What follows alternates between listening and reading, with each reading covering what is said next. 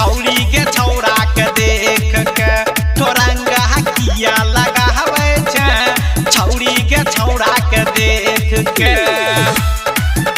तोरंगा किया लगावे छे तोरंगा। मिक्स बाय बलभद्र सिंह तोरंगा छौरी के छौरा के देख के तोरंगा किया लगावे छे साजी धजी के बनी ठनी के छौरा के दिल धड़कावे छे हेगे छौरा के दिल धड़कावे छे साजी धजी के बनी ठनी के छौरा के दिल धड़कावे छे हेगे छौरा के दिल धड़कावे छे छौरी के छौरा के देख के तोरंगा किया लगावे छे छौरी के छौरा के देख के तोरंगा किया लगावे छे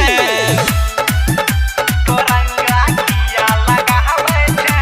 तोरंगा। Presented by PM recording studio Alamnagar Madhepura. तोरंगा छौरी के छौरा के देख के तोरंगा किया लगावे छे ऊपर से नीचा लागे छे सुपर बुढ़वा के पागल बनावे छे हेगे बुढ़वा के पागल बनावे छे ऊपर से नीचा लागे छे सुपर बुढ़वा के पागल बनावे छे हेगे बुढ़वा के पागल बनावे छे छौरी के छौरा के देख के तोरंगा किया लगावे छे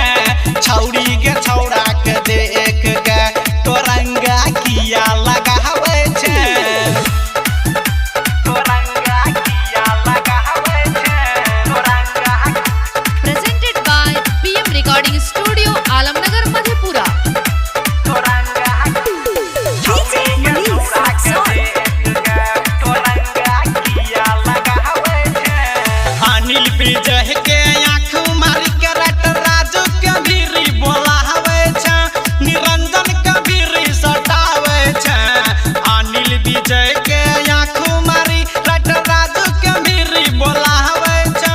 निरंजन के भीरी सटावे छे छौरी के छौरा के देख के